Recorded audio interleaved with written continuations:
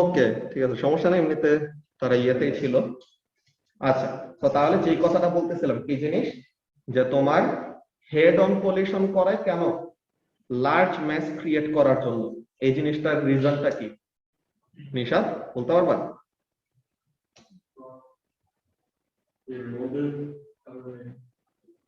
আচ্ছা, এইখানের মধ্যে তোমার ব্যাপারটা হলো এমন টাইপের যে আফটার দা কলিশন তোমার কি দরকার, মোমেন্টামটাকে তো কনজার্ভ থাকা দরকার, তাই না? সো এখন এখানের মধ্যে দেখো যে total momentum before and after same থাকা লাগবে। অলরাইট, এখন তোমার যদি একটা ফিক্সড টার্গেট থাকে এন্ড সাইড থেকে যদি প্রোটন আসে বা ওরকম পার্টিকেল আসে, আফটার দা কলিশন কি থাকা লাগবে? আফটার দা কলিশন তোমার towards right equal amount of momentum থাকতে হবে না? সো নতুন পার্টিকেল যদি ক্রিয়েট হয়, যে ফিক্স টার্গেটে এসে যে হিট করে, এখানে যে নতুন পার্টিকেল ক্রিয়েট হবেই না এমন কোনো কথা নেই, হইতেই পারে ক্রিয়েট, কিন্তু নতুন পার্টিকেল গুলি ক্রিয়েট হওয়ার পরে তাদের কি দরকার হবে? They must have some kinetic energy in right direction, so that কি থাকে, তাদের মোমেন্টাম বিফোর এন্ড আফটারটাকে কনজার্ভ রাখতে পারে। কিন্তু যদি হেড অন কোলাইড করায়, এখন দেখো তো টোটাল মোমেন্টাম বিফোর কত, দোনোজনের ডিরেকশন অপোজিট না? সো ম্যাস সেম ইকুয়াল মোমেন্টামের পার্টিকেলকে যদি অপোজিটলি মুভ করাই, তো তাহলে তাদের মোমেন্টাম গুলি কি হয়ে যাবে, ক্যান্সেল আউট হয়ে যাবে না? তো টোটাল মোমেন্টাম বিফোর কলিশন কত? জিরো। তো আফটার কলিশন যে ম্যাসটা ক্রিয়েট হবে, এই ম্যাসটাকে কি আর মুভ করা লাগবে? তাই ম্যাসটাকে যদি মুভ করা না লাগে, সো তাহলে it does not require any kinetic energy after the reaction. যে রিঅ্যাকশনের পরে তার আর কোনো কি দরকার নাই, কাইনেটিক এনার্জি দরকার নাই। So all the energy of the colliding particles can be used up to create the mass. So সব এই কোলাইডিং বিমের এনার্জিটাকে কি করা যাবে, ম্যাস প্রোডাকশনে কাজে লাগানো যাবে। কিন্তু ফিক্সড টার্গেট থাকলে পরে কি হবে, পার্টিকেল প্রডিউস হইলো, ঠিক আছে, নতুন ম্যাস প্রডিউস হলো, কিন্তু ম্যাসটার কি থাকা লাগবে, একটা এক্সট্রা এনার্জি থাকা লাগবে না, কাইনেটিক এনার্জি যেন মুভমেন্ট করতে পারে, বিকজ আফটার দ্য কলিশন তো মোমেন্টামটাকেও কনজার্ভ রাখা লাগবে। সো তার মানে কি, not all of the initial energy, ঠিক আছে, not all of the initial energy can be used up to create mass. কিছু এনার্জি কি কাজে চলে যাবে, কাইনেটিক এনার্জি হিসেবে ইউজ হয়ে যাবে। তো তাহলে ফুল ম্যাস প্রোডাকশনের জন্য এনার্জিটা আমরা কখন পাবো, যখন নাকি হেড অন কোলাইড করাবো।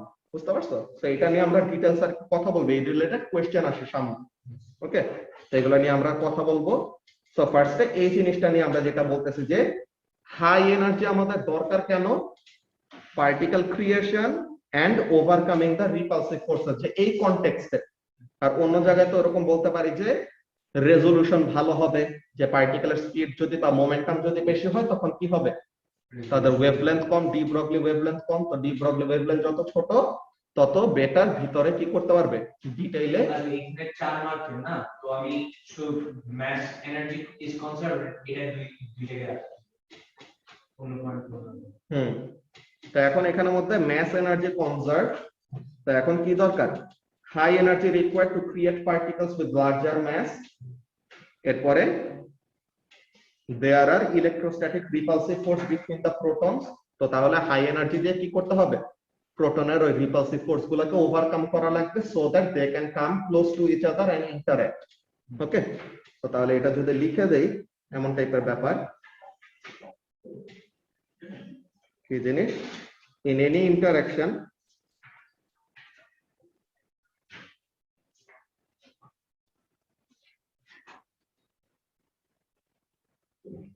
mass energy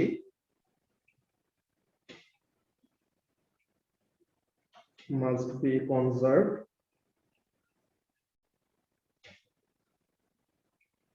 So high energy protons are required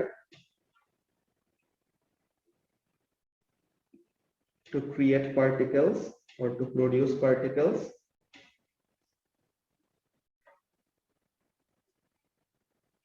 with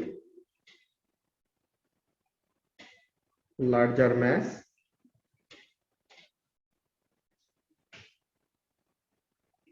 Moreover, there is electrostatic repulsion.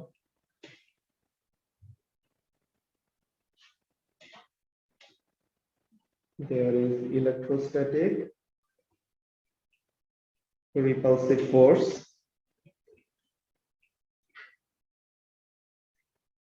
between the protons. So high energy is required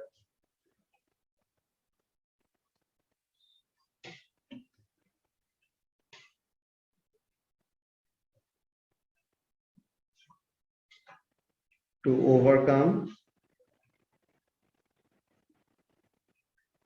those repulsion so that they can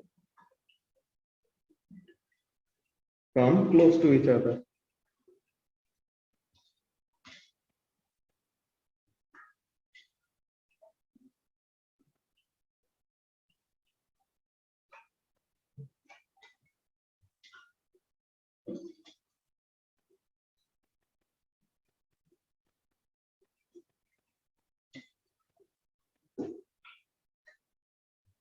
সবাই একটু copy করে ফেলো, দেন আমরা পরের কোশ্চেনটাই দেখবো কি বলতেছে।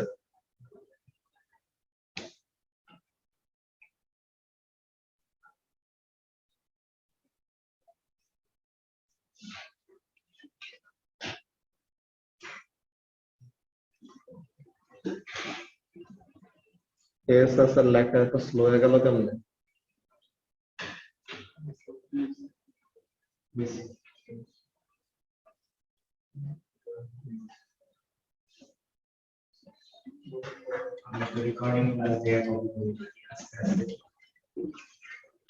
তারা 1 minute answer by call this.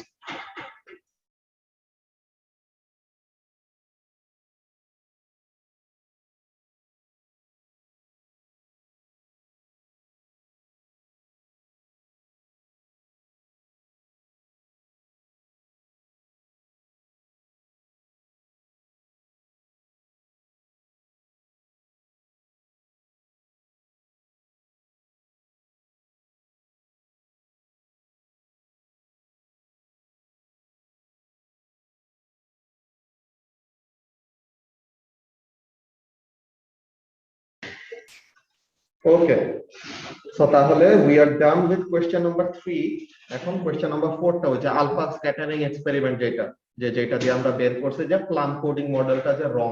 ওকে, এখানের মধ্যে কি জিনিস যে between 1909 and 1911 Rutherford's alpha particle scattering experiment provided evidence for the nuclear model of the atom. যে ওখান থেকে বোঝা গেছে যে অ্যাটমের মাঝে একটা নিউক্লিয়াস আছে যে actually contains all the positive charge and all the mass, আর বাকি ইলেকট্রন গুলি কি করে তার অ্যারাউন্ডে অরবিট করে, and most of the atom is what empty space. আমি একটা পয়েন্ট পাই নাই তোমার সিমিলে দেখলাম যে due to the reflection the scientist were shocked and thought it was an error, they repeated the experiment and got the same result. তো এইটা তো তোমার যে তাদের ইয়েটা কি ছিল, কি বলে what was there initial prediction, ওইটা তারা চায় না, তারা বলছে যে অবজারভেশন গুলি কি এটা দেখ যে ও ওয়াও রিংটোন।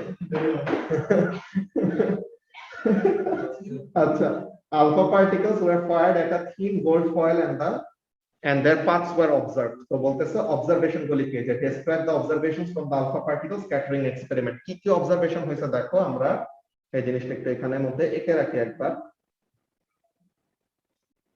তো এখান থেকে আলফা পার্টিকেল রিলিজ হবে, এই হলো গোল্ড ফয়েলটা ছিল। Most of the alpha particles passed straight through with very little deviation. Some of them were deflected at angles less. Deflection এর জায়গায় রিফ্লেকশন লিখছি।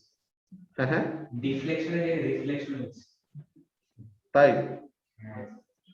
ডিফ্লেকশন হবে এটা? না না না, আমি বলছি আমি লিখছি ডিফ্লেকশন। তো তাহলে এটা ভুল হবে। এখন এখানের মধ্যে কাজটা কি যে তোমার কিছু কিছু আলফা পার্টিকেল এরকম লার্জ অ্যাঙ্গেলে রিফ্লেক্ট করছেন, ভেরি ফিউ, কত 1 আউট অফ 8000 টা আলফা পার্টিকেল কি করে রিবাউন্ড করে, যে মোর দ্যান 90 ডিগ্রি রিবাউন্ড করে আর কি, or more than 90 degree deflect করে, নট রিফ্লেক্ট। ওকে, এসা রিফ্লেক্টের মানে কি? রিফ্লেক্ট মানেটা তো হলো বাউন্সেস অফ আ সার্টেন সারফেস, যে কোন একটা সারফেসে হিট করে বাউন্স ব্যাক করবে। হ্যাঁ, তো এটা তো সারফেসে হিট করে বাউন্স ব্যাক। এটা তোমার ভিতর দিয়ে যে পাস করে চলে যাচ্ছে, তো এটাকে তো আর তুমি রিফ্লেকশন বলতে পারবে না। যেটা রিবাউন্ড মোর দ্যান 90 ডিগ্রি করছে এটা রিফ্লেক্ট করছে। ওই তো সাম অফ देम ওয়ার রিফ্লেক্টেড না বলো, এটা বলবো যে কোলাইড করে দেন ফেরত আসতেছে এরকম। ওকে, যে এখানের মধ্যে আমাদের তিনটা অবজারভেশন কি, যে স্টুডেন্ট বুকে যে তিনটা লেখা ছিল একদম ওই তিনটাই কি কি, most of the alpha particles passed straight through, some or very few of them were deflected or deviated or scattered, কোনটা রিফ্লেক্টেড লেখা। তো তাহলে through small angles less than 90 degree or a very few of them were deflected, yes sir, through an angle greater than 90 degree, or less than 1% came straight back, or 1 in 8000 came straight back. So তাহলে এই তিনটা observation mainly আমি লিখবো, এটা লিখে দেওয়ার দরকার নেই, এই তিনটা পয়েন্ট আমাদের ফিক্সড, এটা বানায় লেখার কিছু নাই, তিনটা পয়েন্ট আমাদের এই তিনটা জানা লাগবে যে কোন তিনটা অবজারভেশন কি কি। Most of the alpha particles passed straight through, some of them were deflected at small angles less than 90 degree, and a very few of them were deflected through an angle greater than 90 degree. Okay, তো এই তিনটা point আমাদের fixed, এটাতে চেঞ্জের কিছু নাই। এই 4b এর এই ফর্মুলা আমি কোন দেখিনি কি 4b এর এই formula, f equal to 1/4 pi epsilon naught q1 q2 by r square, এটা করছো না? এখন এটাই কি কে এপসাইলন নট কি? এটা হলো পারমিটিভিটি অফ ফ্রি স্পেস। আচ্ছা ভাই, যে পারমিটিভিটি অফ ফ্রি স্পেস এর এখানের মধ্যে তোমার স্পেসের মধ্যে যে কোন একটা চার্জ পার্টিকেল কি করবে, ইলেকট্রিক ফিল্ড যে জেনারেট করবে, তো এটা কত ইজিলি আর কত লেস ইজিলি সে জেনারেট করতে পারে ওইটার একটা মেজারমেন্ট। ঠিক আছে, পারমিটিভিটি অফ ফ্রি স্পেস যদি কম থাকে তো তখন কি ফোর্সের ভ্যালু হবে কম। ঠিক আছে,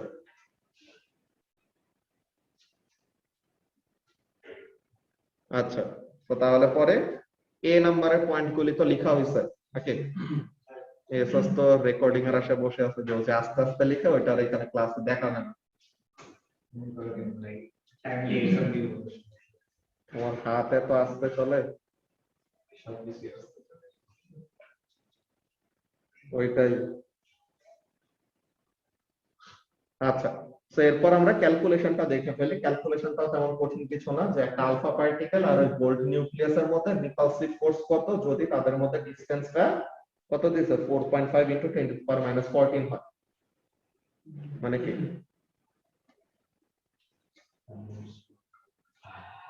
যে an alpha particle approaches a gold nucleus, একটা আলফা পার্টিকেলের চার্জ হলো +2 আর একটা গোল্ড নিউক্লিয়াসের প্রোটন নাম্বার হলো 79, তো তাহলে গোল্ড নিউক্লিয়াসের চার্জ কত 79 into charge of a proton, তো তাহলে গোল্ড নিউক্লিয়াসের চার্জ এইটা, আর একটা আলফা পার্টিকেলের চার্জ হলো 2 × 1.6 × 10⁻19। তো দুইটা চার্জের ভ্যালু জানি, তাদের মধ্যে সেপারেশন জানি, তো তাহলে আলফা পার্টিকেলের চার্জ +2 না, যে আলফা পার্টিকেল মানে কি জাস্ট একটা হিলিয়াম নিউক্লিয়াস, যে হিলিয়াম অ্যাটমের আউটার শেল ইলেকট্রন বাদে জাস্ট হিলিয়ামের নিউক্লিয়াসে কয়টা প্রোটন আছে? দুইটা প্রোটন, নিউট্রন আছে দুইটা, নিউট্রনের তো চার্জ নাই, সো তার চার্জ হলো +2। সো তাহলে F ইকুয়াল টু, আগের সিলেবাসে ডাইরেক্টলি কে দিয়ে করতে, আমাদের নতুন সিলেবাসে 1/4 পাই এপসাইলন নট তারা দিছে, বুঝছো? আগে directly k q1 q2 by r square দিয়ে হয়ে যায়, এখন আমরা এই জিনিসটা ইউজ করব, বাট একই ভ্যালু একই আসবে, জাস্ট ঘুরায় খাওয়া, q1 q2 by r square. তো তাহলে এখানে 9 × 10⁻9 এখানের জন্য 2 into 1.6 times 10 to the power minus 19 into 79 into 1.6 times 10 to the power minus 19 divided by r square. r কত 4.5 times 10 to the power minus 14 এটা স্কয়ার। এটা করলে পরে ফোর্সের ভ্যালু কত আসে? আচ্ছা এই মিটিং এর 1 মিনিটের কম আছে, নেক্সট টাইম ডিসটেন্সটা ডায়ামিটার যারা করছে তাদেরটা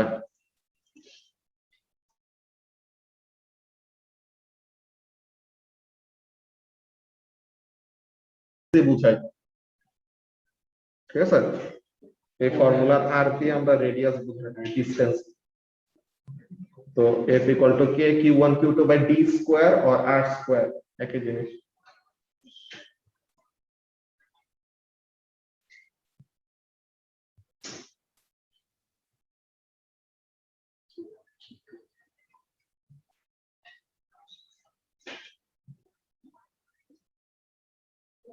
বাইরে কি বৃষ্টি পড়ে নাকি?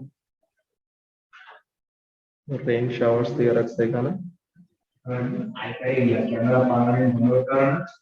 হ্যাঁ ওটা করছিলাম। এখানের মধ্যে সমস্যাটা কি, আমার এখানে যে অ্যাকাউন্ট তখন দোনোটার পিকচার সেম, তো পিসিতে যে অ্যাকাউন্টটা ওই ফেসবুক দিয়ে লগ ইন করে এটাতে, তো দুইটা অ্যাকাউন্ট দিয়ে সেম বা একই সাথে থাকলে তো তখন এটাতে লগ ইন করতে সময় ক্যামেরা অটোমেটিক অন হয়।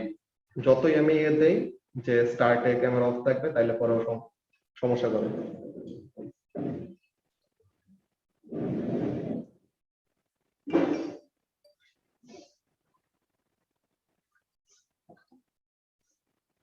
ওকে, সো তাহলে এখানের জন্য আমাদের ফোর্সের ভ্যালুটা কত আসে এটা মার্কসিম থেকে দেখে ফেলি। এটা তো আমরা দেখলাম 1/4 বাই এপসিলন নট হচ্ছে 9 * 10 টু দি পাওয়ার 9।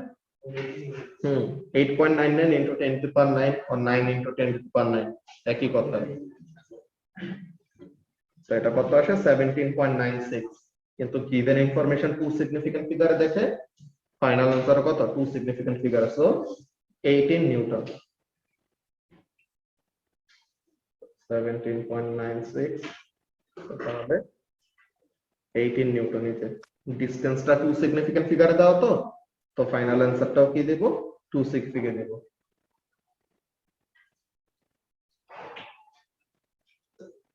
তো 18 নিউটন। এই ক্যালকুলেশনে সমস্যা হওয়া উচিত না, এটা আমাদের ইলেকট্রিক ফিল্ডের ফর্মুলার মধ্যে, ঠিক আছে? ওকে, এরপর এখন এই যে এখানের মধ্যে আমরা কি করতেছি যে পার্টিকেলদের ভিতরে ইন্টারনাল স্ট্রাকচার কেমন এটা স্টাডি করার জন্য যে হাই এনার্জি পার্টিকেল ইউজ করি। তো ওখানের মধ্যে কি হয়, ডি ব্রগলি ওয়েভলেন্থটা যদি অ্যাটমিক রেডিয়াসের সমান বা অ্যাটম দুইটার মধ্যে ইন্টার অ্যাটমিক স্পেসের সমান হয়, তো তখন কি করতে হবে, ম্যাক্সিমাম ডিফ্র্যাকশন হবে না? এই যে তোমরা যে পড়ছো কি বলে গ্রাফাইটের স্ট্রাকচার পড়ছো, যে একটা কার্বন তিনটা কার্বনের সাথে এরকম শীট ফর্মে থাকে, দেন ডায়মন্ডেরটা পড়ছো টেট্রাহেড্রাল এরকম ফর্মে থাকে। তো এই জিনিসগুলি আসলে বের করছে কিভাবে, এগুলি কিন্তু সবগুলো এরকম ডিফ্র্যাকশন এক্সপেরিমেন্ট করে তাদের ইন্টারনাল স্ট্রাকচার দেখতে কেমন ওইসব জিনিসগুলো বের করা হয়েছে, বুঝছো? তো এখানের মধ্যে কাজটা কি, যে crystal structure can be investigated using the diffraction of an electron beam. একটা ইলেকট্রন বিম আর একটা ইলেকট্রনের কয়েকটা ইলেকট্রন নিয়ে কি করব, পার্টিকেল অ্যাক্সেলারেটরের মধ্যে দিয়ে ফার্স্ট স্পিড বাড়াবো, ওয়েভলেন্থ কমবে, তো তখন তাদেরকে দিয়ে কি করা যাবে, পার্টিকেলের ইন্টারনাল স্ট্রাকচার স্টাডি করা যাবে। তো বলতেছে যে একটা টিপিক্যাল ডিফ্র্যাকশন প্যাটার্ন এরকম, ইলেকট্রনের ডিফ্র্যাকশনের এরকম একটা প্যাটার্ন দেখায়। তো এখন এখানের মধ্যে বলতেছে এটা কি, in a particular investigation the atomic spacing of the crystals were atom, so atomic spacing টাই কি হইতে হবে, ওয়েভলেন্থের সমান হওয়া লাগবে for maximum or for perfect diffraction two অকার। আমরা পড়ছিলাম না যে গ্যাপ সাইজ আর ওয়েভলেন্থ যত কাছাকাছি হবে তত ভালো ডিফ্র্যাকশন হয়, ঠিক আছে? তো এখন atomic spacing দাও and the electrons were accelerated to 3000 volt voltage। তো 3000 ভোল্ট ভোল্টেজ যদি হয় তো তাহলে পরে তোমার ইলেকট্রনের এনার্জি কত, electrical energy is equal two QV or EV, যে এখানে ইলেকট্রন তো এর জন্য চার্জটা কার, ইলেকট্রনের চার্জ। তো তাহলে ইলেকট্রনের চার্জ হলো 1.6 Times 10 to the power minus 19 আর তার voltage at which it has been accelerated is 3000. তো তাহলে এটা কত? আমি ডাইরেক্ট 4.8 times v সাবজেক্ট করে দিচ্ছি। বুঝে নাই? মানে আমি direct half f b square দিয়ে v সাবজেক্ট করে দিচ্ছি। ওকে, তো এখন এখানের মধ্যে আমাদের কি আসলো? এনার্জিটা আসলো, ঠিক আছে? তো এখন এই এনার্জির করেসপন্ডিং আমরা কি পাবো? মোমেন্টাম পাবো না? যে আমাদের kinetic energy is equal to p square by 2m। তো এখন এখান থেকে কি করা পসিবল? মোমেন্টাম বের করা possible. So momentum is equal to কি আসবে? Root over kinetic energy into 2m। তো এখন আমরা ডি ব্রগলি ওয়েভলেন্থের ফর্মুলা কি জানি? h by momentum.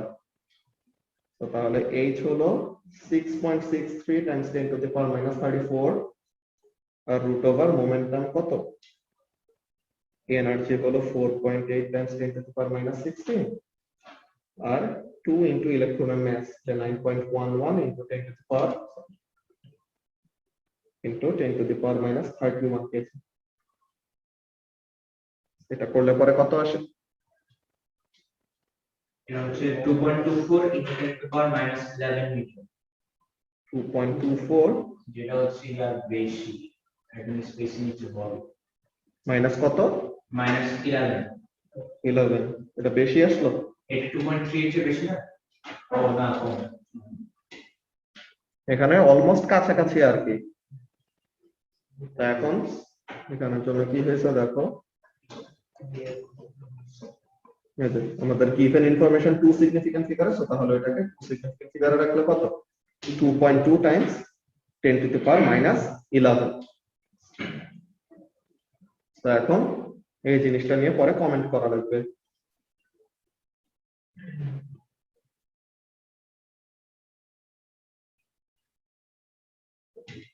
তো এখন এখানের মধ্যে state with a reason whether these electrons will produce a suitable diffraction pattern। তো বলবো কি ওয়েভলেন্থ আর অ্যাটমিক স্পেসিংটা কাছাকাছি। তো তাহলে কি এই যে compares wavelength to atomic gap spacing and makes a consistent comment।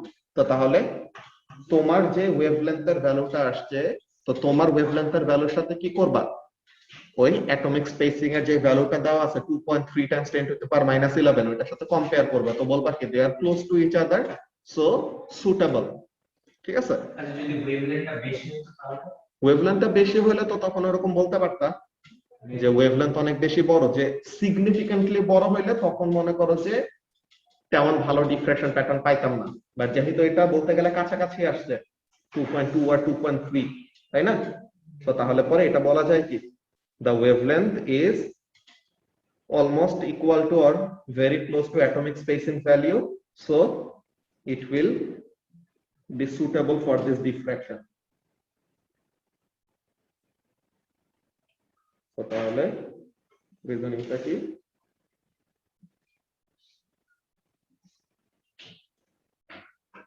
The wavelength is close to the value of atomic spacing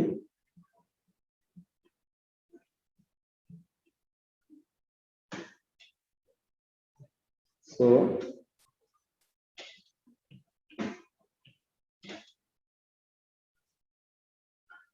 they will be suitable। Okay,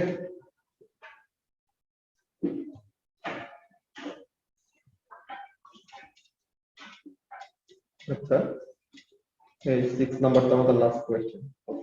তো এখন এখানে মধ্যে কি বলতেছে দেখি, the picture shows the tracks in a bubble chamber। ওই যে bubble chamber কি আমাদের একটা পার্টিকেল ডিটেক্টর, যে যেখানের মধ্যে কোন নতুন পার্টিকেল ক্রিয়েট হলে বা পার্টিকেল গুলো কোন পাথ ফলো করলো, এত ছোট পার্টিকেল তো চোখে দেখতে পারি না, তো তাদের কতগুলো ট্র্যাক দেখে আমরা বুঝতে পারি।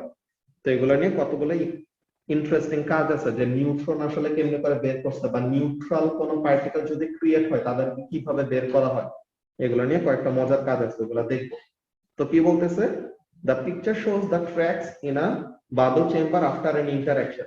তো কেমন টাইপের ইন্টারাকশন হয়েছে দেখো, a photon enters from the left left থেকে এন্টার করছে কিন্তু ওখানে কোনো কি নাই, লেফট থেকে এন্টার করার কোনো চিহ্ন আছে, এখানে সাইন আছে, কোন ট্র্যাক পাইতেছি না। কেন পাইতেছি না? বিকজ ট্র্যাক ক্রিয়েট হয় কার জন্য? আয়োনাইজেশনের জন্য। কে আয়োনাইজ করতে পারে? চার্জ পার্টিকেল আয়োনাইজ করতে পারে। ফোটনের কোনো চার্জ আছে? ফোটনের কোনো চার্জ নেই। তো তাহলে তার জন্য কি হবে না, কোনো আয়োনাইজেশন হবে না, তার জন্য কোনো কি পাবো না, ট্র্যাকও পাবো না। ওকে, তো তাহলে ওকে রাখো।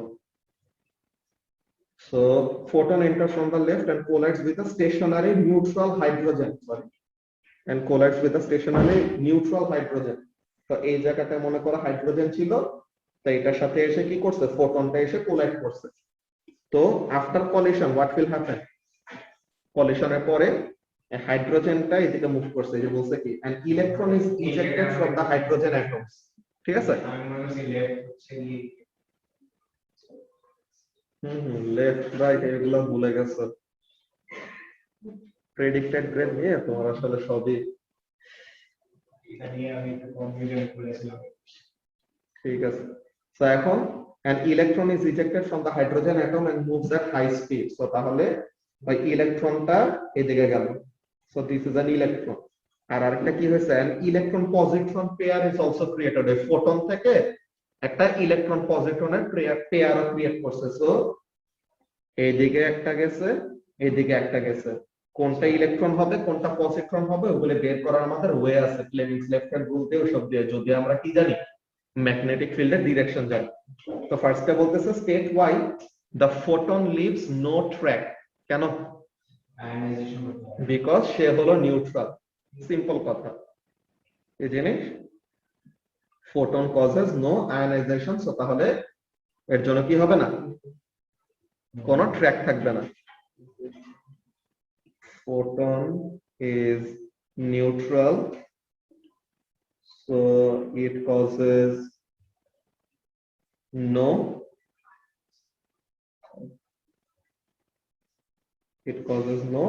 ionization. Okay. এরপরে বি নম্বরে কি বলতেছে দেখো, যে ইলেকট্রন পজিট্রন পেয়ারের মধ্যে তো একটা ইলেকট্রন আছে, আবার হাইড্রোজেনের নিউক্লিয়ার হাইড্রোজেনের অ্যাটমটা যে ছিল স্টেশনারি, তার থেকে যে ইলেকট্রনটা বের হয়েছে ওইটাও তো আরেকটা ইলেকট্রন। তো ইলেকট্রন পজিট্রন পেয়ারেরটা এত বেশি স্পাইরাল করছে, কিন্তু হাইড্রোজেনের থেকে বের হওয়া ইলেকট্রনটা কি হইতেছে, এত কম ডিফ্লেকশন হইতেছে। এটা explain why the ejected electron undergoes less deflection than the electron positron pair। কেন? বিকজ বলেই দিছে কি হাই স্পিড মানে কি তার মোমেন্টাম কি অনেক বেশি। তো মোমেন্টাম যদি বেশি হয়, আমরা লাস্ট ক্লাসে দেখছিলাম না এই ফর্মুলাটা, r is equal to mv by bq। তো সবকিছু কনস্ট্যান্ট, তো এখন ভেলোসিটি যদি অনেক বেশি হয় রেডিয়াসটা কি হবে, অনেক বড় হবে। তারও কিন্তু রেডিয়াস নাই এমন না, তার একটা রেডিয়াস আছে। রেডিয়াসটা কি, এটার সার্কেলটা হিউজ কিন্তু অন্যটার সার্কেলটা কি খুবই ছোট। সো সার্কেলের এই রেডিয়াসের মধ্যে ডিফারেন্সটা আসছে কেন? Because of the speed. Speed যদি বেশি হয় সো তাহলে কি ডিফ্লেকশন করার সময় পাবে কম, তাই না? Or radius is directly proportional to the momentum. তো মোমেন্টাম যত বেশি তত বড় রেডিয়াস, মানে ডিফ্লেকশন তত কি হবে, কম হবে। তো তাহলে এখানের জন্য কি বলতেছে দেখো, the ejected electron has high speed or momentum, r is equal to mv by bq, so r is bigger। বুঝতে পারছো? তো তাহলে এখানের জন্য কি বলবো,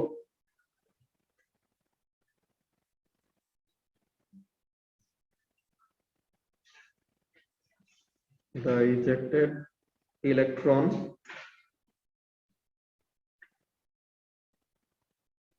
has very high speed, so according to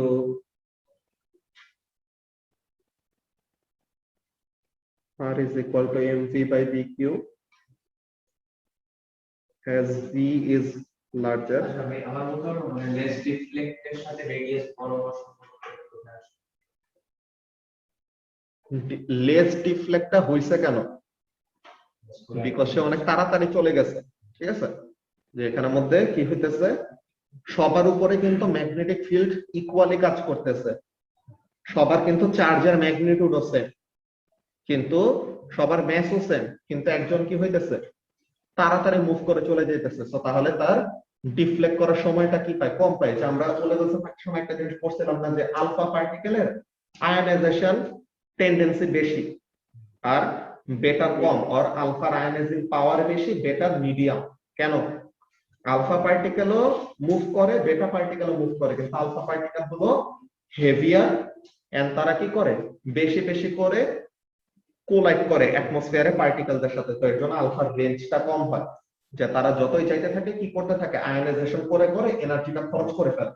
কিন্তু বেটা পার্টিকেল ওটা কি হাই এনার্জি ইলেকট্রন, তো সে থাকে দৌড়ের উপরে, তো সে তো পার্টিকেলদের সাথে ইন্টারঅ্যাক্ট করার সময় পাবে না বেশি, তো তাহলে তখন কি তার এনার্জিটা বেশিক্ষণ ধরে থাকে। তো এখানের মধ্যেও কি তোমার, সে যদি অনেক তাড়াতাড়ি মুভ করে চলে যায়, তার উপরে যেই ডিফ্লেক্টিং ফোর্সটা কাজ করবে, ওই ডিফ্লেক্টিং ফোর্সটা কি করতে পারবে না, তার পাথটাকে বেশি ডেভিয়েট করতে পারবে না, বুঝছো? তো এখন as velocity is higher, r is bigger. ওকে, তাহলে এই জিনিসটা এখন এখানের জন্য বললো যে show that charge is conserved in this interaction। তো কি হচ্ছে এখানের মধ্যে, একটা ফোটন আসতেছে, তার তো কোনো চার্জ নাই, আর ইনিশিয়ালি ছিল কে, সরি ইনিশিয়ালি ছিল কে, একটা হাইড্রোজেনের অ্যাটম, নিউট্রাল একটা হাইড্রোজেনের কথা বলছে। তো ইনিশিয়াল একটা নিউট্রাল হাইড্রোজেন ছিল, তার চার্জ কত, কোনো চার্জ আছে, তার চার্জ হলো 0। তো এখন ক্রিয়েট হলো কি, ক্রিয়েট হলো একটা ইলেকট্রন,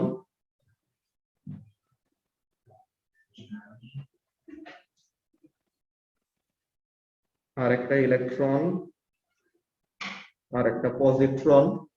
তো তাহলে আর সাথে কি ক্রিয়েট হবে, হাইড্রোজেনের যদি একটা ইলেকট্রন চলে যায়, তো বাকি থাকে কি, জাস্ট তার নিউক্লিয়াসটা, তাই না? তো হাইড্রোজেনের নিউক্লিয়াস মানে কি, জাস্ট প্রোটন, অর এরকম H প্লাস, অর বলতে পারো কি H তোমার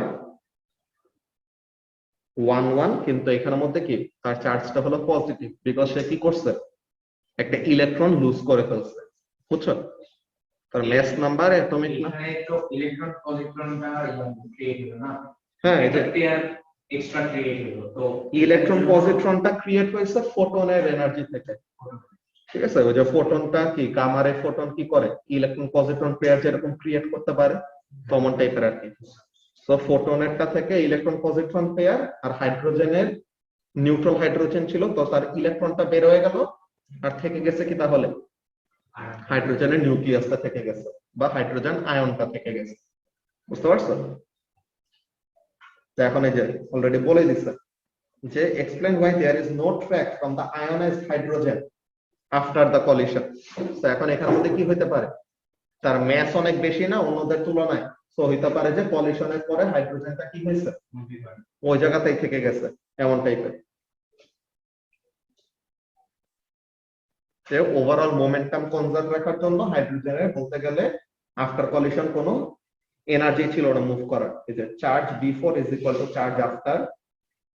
এখন আইডেন্টিফাইজ আফটার কলিশন হাইড্রোজেনের চার্জ +1 এন্ড ইলেকট্রনের চার্জ -1 × 2, আর পজিট্রনের চার্জ হলো +1। এটা তো অলরেডি শো করছি। এন্ড দুই ভাবে বলা যায় কি, এই যে the interaction is with an atomic electron not the nucleus, so the nucleus doesn't move। এরকম বলতে পারো যে তোমার হাইড্রোজেন নিউট্রাল হাইড্রোজেন ছিল না, মানে কি হাইড্রোজেনের নিউক্লিয়াস আর ইলেকট্রন, তো ইন্টারঅ্যাকশনটা হয়েছে জাস্ট ইলেকট্রনের সাথে, নিউক্লিয়াসকে ধাক্কাই দেয় না, সো নিউক্লিয়াস যে নিজের জায়গা মতো নিয়ে আছে, জাস্ট আউটার শেল থেকে ইলেকট্রনটা ছিটকায় গেছে, এটা বলতে পারো। অর বলতে পারো কি the velocity or the kinetic energy of the ionized hydrogen is very small, so তাহলে তার সিগনিফিক্যান্ট কোনো কি দেখবো না, মুভমেন্ট দেখবো না, তো তাহলে or negligible after collision, তো তাহলে কি, তো এটা কি থাকবে, স্টেশনারি থাকবে, সো তাহলে the hydrogen atom has a large mass। তো আমরা লিখবোটা কি, আমরা লিখবোটা হলো এই জিনিস, the nucleus of hydrogen, sorry,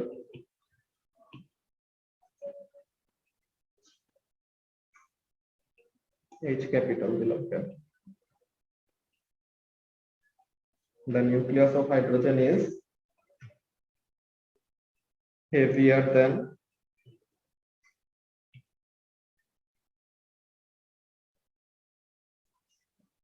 the electrons and positrons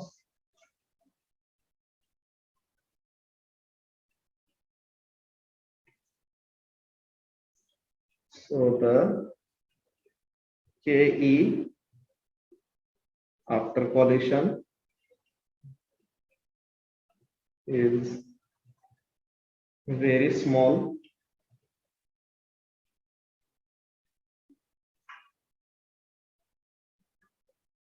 for hydrogen, so it remains stationary.